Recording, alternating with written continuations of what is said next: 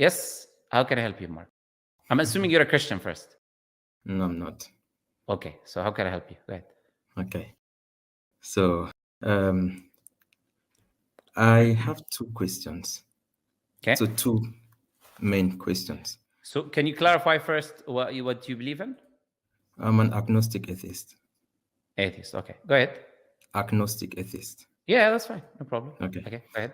So my first question now is, I want to make a statement, and I want to see if you agree or disagree. And the statement is simple: human beings are capable of creating and worshiping gods.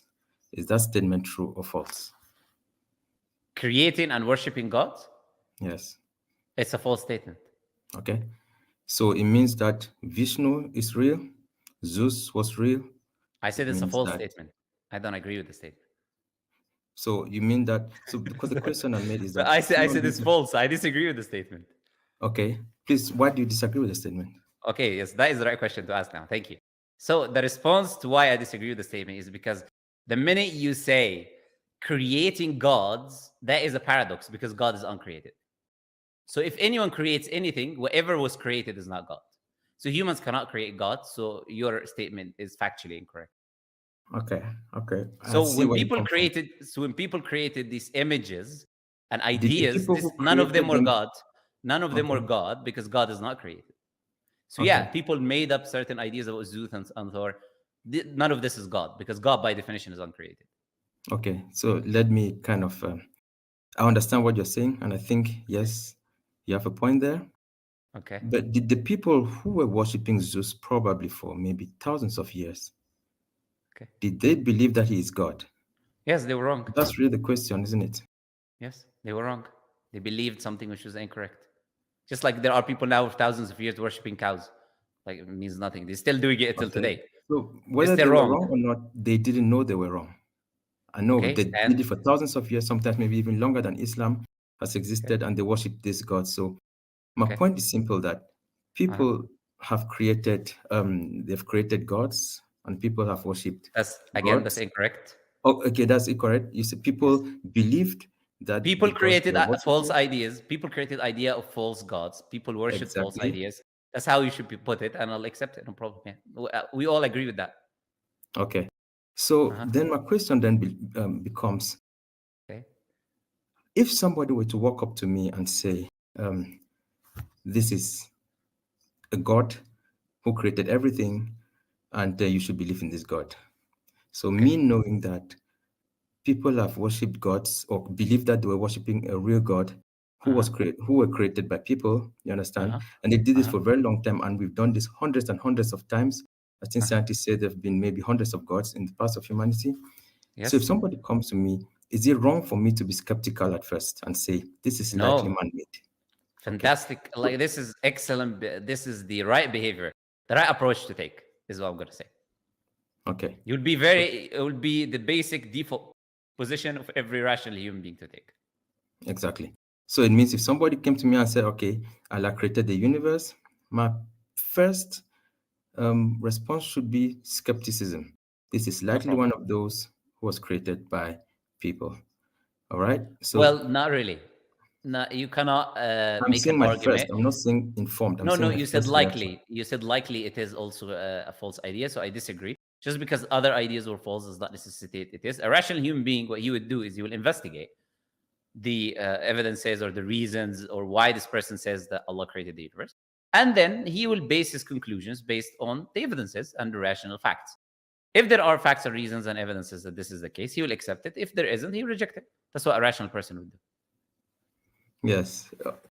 But again, what I'm trying to say is we know that humans have done this. And so from where I'm standing, and I'm looking at this as a person who doesn't believe in a God. So the question that I'm asking is, okay, if humans have been doing this in a long time, is there a way we could maybe see, the signature of human beings? Because when human beings do things over a long time, they leave signatures.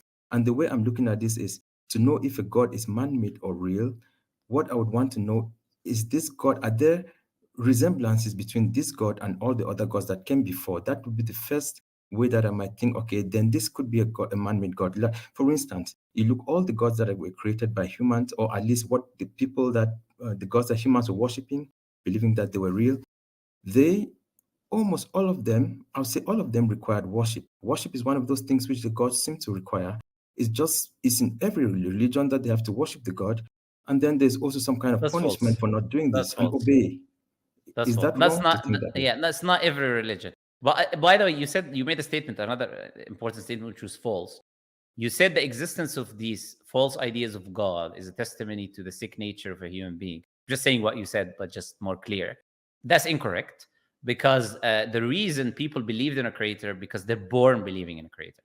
That creator that created us, all of us, has put in an innate signature, what some people refer to as the signature of God, that exists in every human being. That it is Okay. innate. Now, where's the evidence for that? There's many evidences for that. There are studies that have been conducted. For instance, Oxford University, Justin Barrett, an atheist, in collaboration with other 50 atheists, conducted a study on children that are very, very young from 20 different countries on a period of 3 years. And they came to the conclusion that they innately believe in a divine being. Now, they brought children from atheistic countries, which means the parents did not teach them that. They brought children from China, which have the Shinto religion, no existence of the idea I of God, think, anyways. yeah, I So, think I'll push step back by on that step, a bit. yeah, I'll finish it and then you can push back. So, first, we've got this idea, this study. Dr. Oliver Petrovich did the same exact thing. She conducted a study on specifically Japanese children, because she had a Japanese colleague and he was telling her, we have Shinto religion, we don't have God.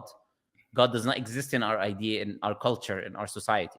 So she conducted a study on Japanese children, and she came to the same atheists, by the way, all of them have no skin in the game to say there is a God. They don't even believe in a God. But they say that all of these children innately born believe in a creator. If you look at every civilization in human history, they have some sort of a higher deity or higher entity that they believed in. They believed in something that was above. They believed in something that was higher than themselves. You look, for example, at the Native Americans. You have a book called The Gospel of the Red Man, where you had a Christian. He went and he looked at their beliefs, and he realized that they believe in the Creator, transcendent above all of that. So there's an innate idea that has been, as I said, with all of these evidences shown historically, that humans have this innate idea of a divine, something higher than themselves. Now, you will have certain people now ascribing this divinity to a false idea. For instance, they see thunder, they thought, okay, there's a god of thunder. They saw this, they said that. That does not mean that these people were evil. That does not mean that these people were bad. Because when they saw thunder, for instance, they thought that God was angry with them, so they need to do good. That is not that doesn't come from a bad position, from an evil nature of a human being. That's incorrect. So I'll disagree with the existence of these things. I'll say the existence of these things is more of a testimony that there is a creator, because it just strengthens this idea that it's a natural, innate thing in every human being to submit and want to worship, using your words, something that is higher than themselves. So I'll say, if what you're saying is true, it's actually more evidence that there is a creator than it is that there isn't a creator. Okay. Yeah, I get your point. So I would push back a bit again against that, because I think that you might have misrepresented the conclusion of some of those studies.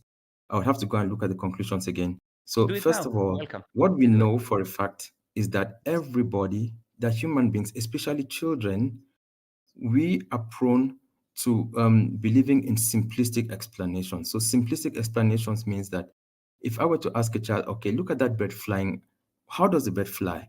Now, there are two ways I could go about this. A 5-year-old child, I could go and say, you know what, there's a principle called Bernoulli's principle. It deals with pressure and it deals with air movement and all of that. A child's brain can't understand that. If I say there's an invisible man holding the bird up, that makes sense. All those studies showed that children believe in simplistic explanations. We know the study of the children who were told that there is an invisible princess sitting on a chair in a room, and we know that the children believed in that. So it's not that we are innately born to believe in God, but that we are innately born to believe in simplistic explanations, especially when we can't understand them. And this is the reason why humans keep coming up with these ideas of God, like Thor, the lightning, as you said, strikes, and they say, oh, you know what, that's Thor.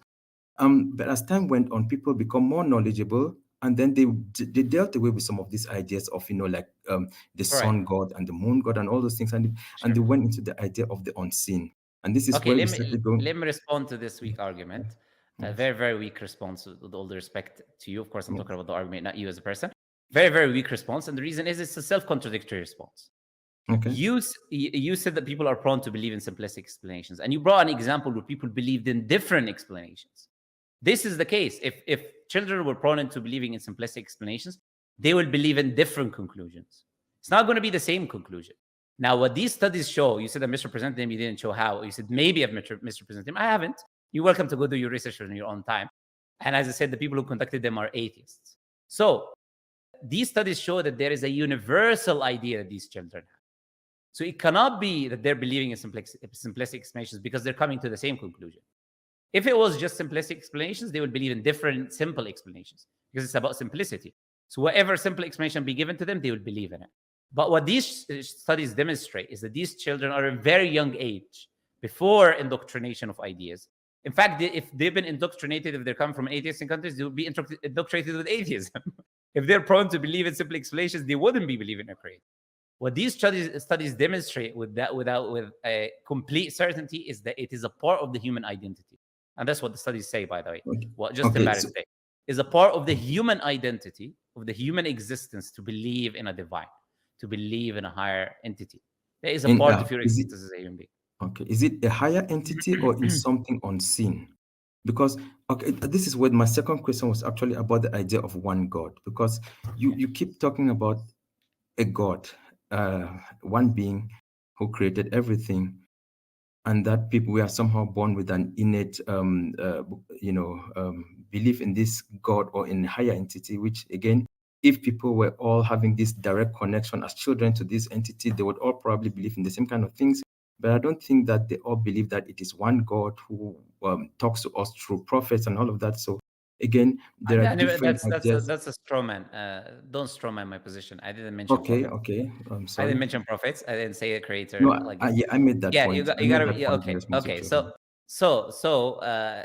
They all believe in the divine. That's what I said. Something above them, divine, basically has control over the. This Okay. is what they Would believe in. aliens, The if aliens attributes. created the The universe, would they attributes. also be as something above us? Just to finish the sentence. Mhm. Basically, they believe in something that possesses the attributes of what we call God.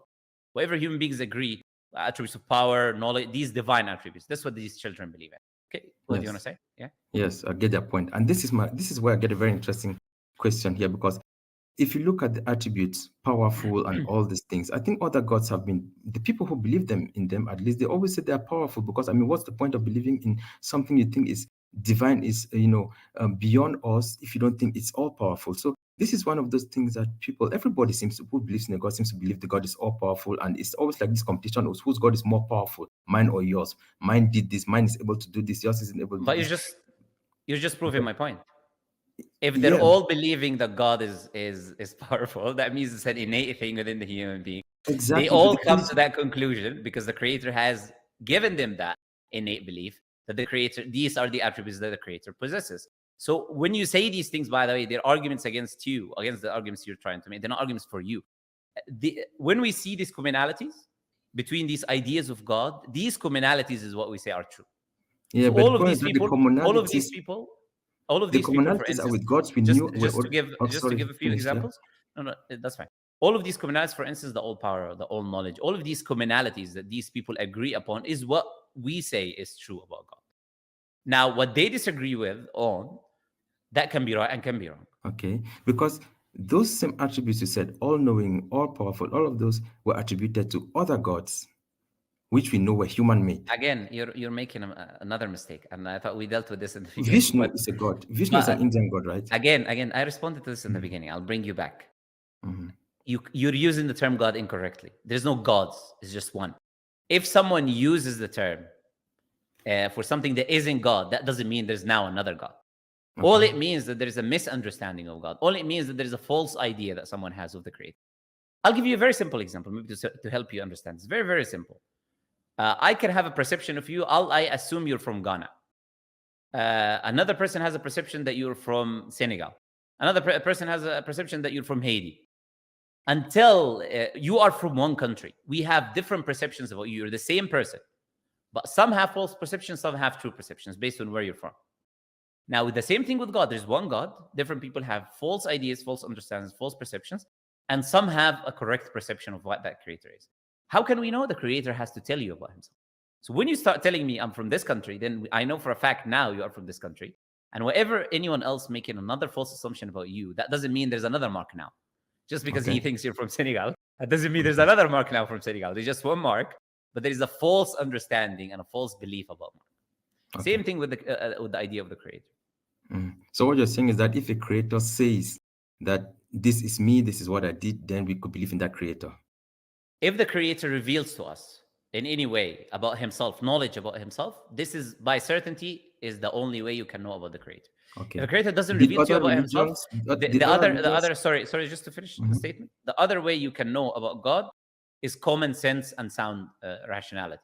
For instance, certain things must be true about God that using common sense and rationality. These are the only two ways. And revelation will give you the information about God's attributes, what he wants from you, and all of that. Without that, you can make assumptions. Yes. So in South America, we know that they have this. They had these shamans. They had religions there, and they had the shamans who were the people that communicated with their own version of God, with their own idea of God. So the God revealed to these shamans that they are God. So basically, you're saying if the God says I'm God through someone or however they do it, then it's something we can. That's another straw man. That's not what I said. Okay. Whatever revealed to by the way, the shaman believed in spirits and control of spirits and things like that. They're not the high creator. They are the high creator, high being. Assuming they did believe that, let's assume they accept your assumption. This is another false assumption. Where is the proof that the creator has actually communicated that to them? It's all about evidences and proofs. I'm not saying if anyone makes a claim, therefore the claim is true. I never made that argument. I didn't say if someone claims God said something. I said if God says something. These are not the same statement. Joseph Smith said God talked to him. That's a claim. Again, I need you to listen to what I'm saying very carefully. There's a difference between a claim God said something and God actually saying something. Now, the argument I'm making, when God actually, the creator that exists in reality, says something about himself or reveals something about himself, that's objectively true. Now, can someone claim God said something? There's many liars throughout history. Many liars that exist throughout history. How do we know the liars? I'll give you an example. You mentioned Joseph Smith. We know he's a liar because he made false prophecies. He said, for example, America will end in the 1900s. It didn't end. And he gave a specific date. He made false prophecies about wars between America and other parts, and he failed those prophecies. He was also racist as well, but that's a different issue. But the point is, there are proofs why we know that this claim that was made is. So how do you know? You investigate the claim. That's what you do with every claim. So what's the proof for Islam? Okay, we'll come to that. You investigate any claim, and using that claim, you come to the conclusion whether something is true or false. Now you ask the question, what is the proof that Islam is the truth? We'll say proofs are of different types. And I was just mentioning that I have a full 1 hour video or more than an hour video lecture talking about this. There are different types of proofs. For instance, some of the evidences, explicit evidences that Islam is the truth, is that Prophet Muhammad made numerous prophecies about the future. None of them are false. Many of which are specific, time-bound, people-bound, and exactly happened the way the Prophet ﷺ told us will happen. He made tens. About future events. And he's talking about, I'm talking about future events, things that he said will happen right at his time, in his age, after his death, few hundred years after him, today, not just in one time or another time. We're talking about throughout history until this day, he's made numerous prophecies of the future. They all came about. So that's one evidence. Another evidence, the Prophet talked about the past. The past. What past? The past that he didn't know, meaning his community didn't know, because he was in the deserts of Arabia. They had very limited set of knowledge. The other civilizations of the time did not know.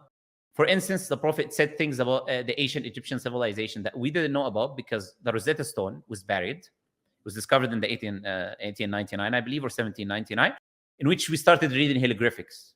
And now we understood what's written in the pyramids and what the Egyptians believed.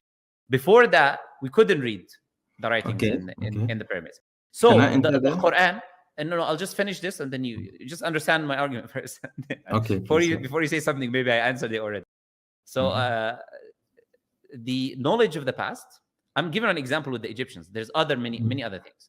For example, the Prophet talked about Abraham and people in ancient Mesopotamia, and the Sumerian language was dead at the time of the Prophet, at the time of Jesus as well.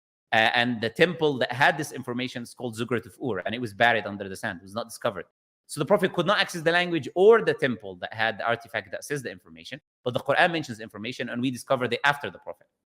So there's many things like this in the Quran, and it's not in the Old Testament. It's not in the Jewish books or the Christian books. I'm talking about information exclusive to the Quran. So that is another form of evidence. Before you respond to that, take the whole evidences together. That is Mm-hmm. another form of evidence. Another form of evidence is the life of the Prophet himself. So we have an idea of testimony, what he did, that people testified, so what he did, and continuously transmitted information about him. His life, studying the motivations of what he was doing, if he was not saying the truth, what would be the reasons he was not saying the truth? What other explanations? If he wasn't a true prophet of God, there would be alternative explanations. Another evidence is the Quran talks about the natural world, talks about the universe, talks about stars, talks about human beings, talks about embryology, biology, cosmology, and all of these information that we see, that we are actually learning about today. These information are true. We're discovering the reality. We're discovering their truth. Another evidence is, I can go on and on. Another evidence is the social structure of Islam, that is, the teachings of Islam, which deals with every aspect of life: social laws, government laws, financial laws, things that cannot come from one man, because you cannot be expert in all of these different fields. Now, there's multiple different evidences that we combine together, and of course, the most important is the Quran itself, and no one able to imitate it in the Arabic language. It's a very unique scripture. It has been that unique scriptures, and no Arab, atheist Arab or Christian Arab or Jewish Arab, have been able to refute that challenge. Now, all of these are evidences, and I'm just mentioning the types, and every type has many different examples. Now, this is how we know for a fact that Islam is the truth. Okay. Yeah, you made a lot of points. They're interesting. Yes, The you most the asked first thing questions. about the miracles. So you say miracles are something that I didn't say miracles. what did you say? Prophecies, Prophecies. sorry. Yes, yes, that's right. Prophecies, not miracles, prophecies. Right, Yes. okay. So you said prophecies. The prophecies are something that in Islam come true. Maybe if you give me some verses of prophecies that you think came true, I could really check them out. One thing Sure. which I know. So one thing you can do is you can check the lecture that I recommended to you. That is 1 hour, where I mentioned some examples, but I can give you some now if you want. But I would recommend looking at the lecture, because the lecture has different examples, and the references show up on the screen, I believe, when I mentioned them. So there's Okay. many examples. For example, Prophet said the barefoot Bedouin Arabs will be competing in building the tallest buildings. He said the earth will puke. We have the tallest building today in Dubai. He said the earth will puke as treasures, and we can see the oil has been the treasures that the Arabs use, because the Prophet said money will become abundant within the Arabs. He named the countries that Islam was spread to, the countries that Islam is in today. He gave a time prophecy exactly when the Roman Empire is going. All of that is in the Quran? Yeah, some in the Quran, some in the Hadith. We believe in the two scriptures. So both of them are in existence. So if you check the lecture, as I said, you see, look, there's many videos by the online as well that has the prophecies of Prophet Muhammad of the future that you're welcome to do research. I'm not going to talk against something which I don't understand. The miracles, I mean the prophecies. Sorry, I keep saying the prophecies. I'll have to check. What I do know is, what I do know for a fact is that you know, where the Prophet lived was not very far away from Egypt. I mean, you could say, okay, he didn't have any information from all of this, but if I remember correctly, his first wife Khadija was quite rich, and she married him, and so that opens him you know, doors to maybe information that is not open to other people. I'm looking at alternative explanations here. I'm not saying that this is fact, but I'm just saying these are alternative explanations. And then the thing of embryology, for instance. Before wait 1 second, just before we move to embryology, because I want to show you why your arguments don't work one by one. So the first argument you made doesn't work, because I told you there's something called, do you know what the Rosetta Stone is? I mentioned that to you, but I don't think you noticed what I said. Do you know what the Rosetta Stone is? No. Okay, so the Rosetta Stone is a stone that we discovered in 1799, I believe, or 1899, one of the two, just like 200 or 300 years ago, not that long ago. That Rosetta Stone contains a language called hieroglyphics. Is translated to Demotic language and then translated into Greek language.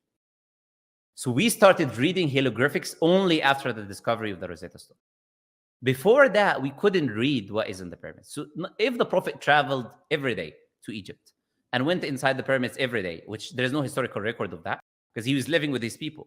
People would see him travel and go back and forth. Deserts were very clear. Deserts for Arabia. Everyone will know you went somewhere and came back. People were living in neighborhoods.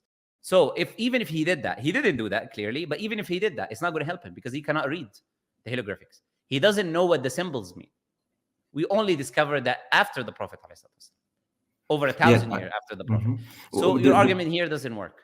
Yeah. The point I was just trying to make is that we are looking at a historical event and we are trying to understand how it happened. And you're saying this is how it happened. You were putting possible objections. I responded to the first one. You're welcome to put more objections. and I Okay. respond to them as well. So You cannot, okay, so essentially, the you thing, have no rational if I objection. understand well, Mohammed was also a merchant, right? So it means that he used to travel and sell things. I don't know where he traveled to, where he sold things, and he came in contact with people. Yes, he And did. if he's a very intelligent man, he doesn't need to read. He just needs to listen. You, at a time when most people could not read and write, an Okay, let me intelligent man respond to can that. listen and can actually put together coherent No problem. Now, let me respond to that. information. Let me Yes. respond to that. So, the Prophet Muhammad, according to this, is what atheists do, with all the respect, and not you, but many atheists do No, all the it's time. okay. I mean, Is at least atheists will I'm say, not, yeah, yeah. atheists will say Prophet Muhammad والسلام, was an astronomer. He was a psychologist. He was a biologist. He was an astrologist. He was a geologist. He was had all knowledge in history or all different languages, including Greek, including Aramaic, including knowledge of the previous scriptures. He was the most genius, so he could bring a perfect system and a structure for humanity. He was also had somehow knowledge of the future and access to know what is going to I happen don't say any in of the those things. future. No, I'm making the claim that in order for what you're saying is true, he needs to have all of these things, No, because the no, no, he knowledge. doesn't. He I'll doesn't. tell you. I'll tell you why, but you need to allow me to finish. The reason why this has to be the case is because Islam has information about all of these things. And if it was true that Prophet Muhammad was doing what you're doing, he was going around and doing hearsay, Quran would be full of false information, because he would get wrong information and true information. How can you determine what people are telling you is true or not? You're just going to listen. You're going to take the information and say it to the people. So if what you're saying was the case, the Quran will be full of mistakes, especially scientific mistakes, because the people believe the most absurd and ridiculous things at the time. For instance, that's why the Hindu scripture reflects absurd beliefs. Like, there's a bull with his two horns holding the earth. There's 7 horses. But this was the beliefs of the people. If Prophet Muhammad was doing hearsay, as you said, this is what he'll be doing. He'll be getting false information and he will be transmitting it to the people. That's the first problem with what you're saying. The second problem with what you're saying is that the Prophet Muhammad, if he was doing what you're doing, another person will also have the same information. And we have no other sources other than Islam. It's unique information to the Quran. So if it was true that this was knowledge being surrounded, we'll find it in different sources. But we don't. Okay, anyway, so let me push back on one of the What points do you you mean made. anyway? Let me Okay. put on one point. You said that Yes. if Prophet Muhammad needed to have all this information in order to know science, And psychology, let's and whatever let's thing. let's let's let's finish with this point, because we've been talking for a while. Okay, We yeah, need to. I would go I with need it. to end the So stream. I Yes, was go going ahead. to come about the point of embryology. You said there might be wrong information in the Quran or something. I happen to have a bit of a medical background. Embryology is one of those things which I've looked closely at what Aristotle and Galen wrote, and I'm Okay. sure you have as well. I have. The I verse don't in think the you have. Quran, Go ahead. the verse in the Quran which talks about Uh-huh. the formation of the human being and through the stages alaka and all those things. I'm not quite not, Yes, yes, yes. they very closely resemble what Galen wrote, and Galen lived That's a lie. hundreds of years before Muhammad. So if Galen lived hundreds of years before Muhammad, the least we can expect is that the information, at least the knowledge available to humanity, would have improved over time. So if Muhammad has a little bit more knowledge than what Galen wrote, that does not mean that he's having some divine, and he has wrong knowledge in it, in the sense that he was saying that the bones form and the bones are covered with flesh. I've read that a few times and that didn't make sense to me, because this is not really true. What happens is Okay, basically, okay. Wait. yeah, Just like you're making so many yeah. false points there. And with all due respect, we don't need to lie. With all due respect. With all due respect. Now, I don't think you know what Galen said. Tell me what Galen said about embryology.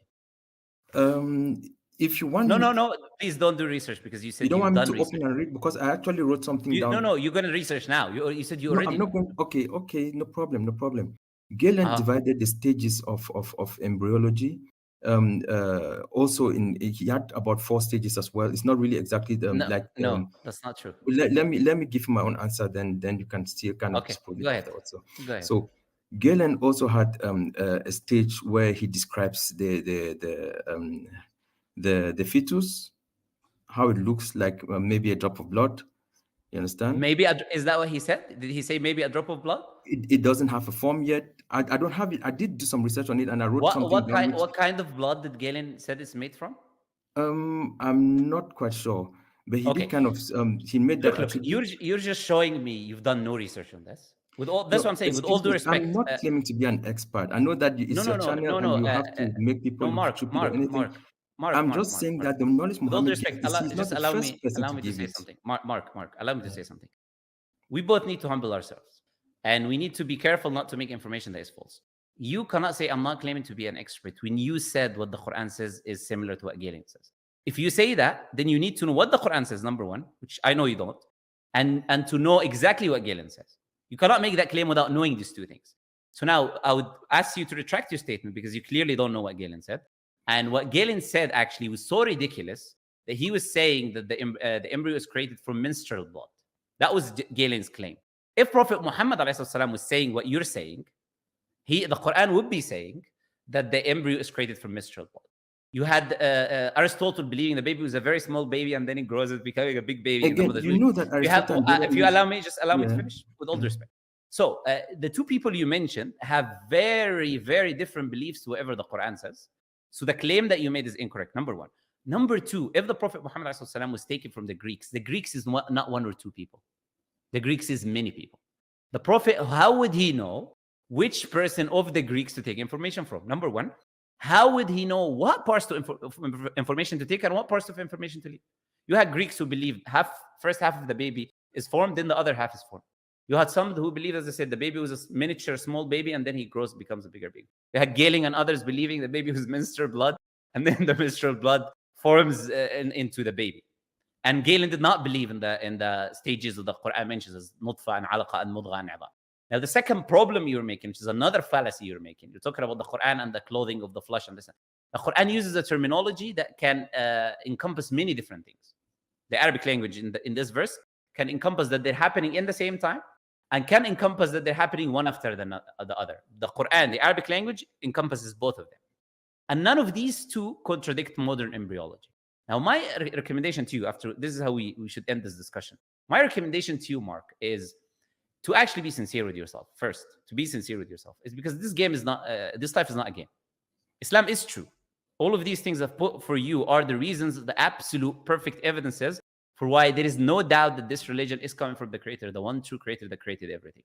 So my recommendation to you, after we're ending this call right now, is to actually go, reflect on what I said, do proper research, not what people call biased research to just, convince yourself of something you want to believe, but actually research of someone who's looking for the truth and ask the Creator to guide you, whoever that Creator is.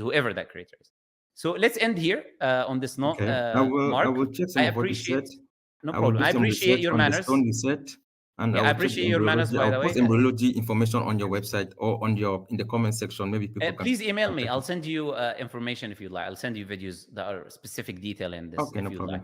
Please email me, and I appreciate your manners in the end and the respectful discussion and the back and forth that was happening. All right, Mark. Pleasure talking to you. Bye-bye. See you. Have a nice time. Bye. You too.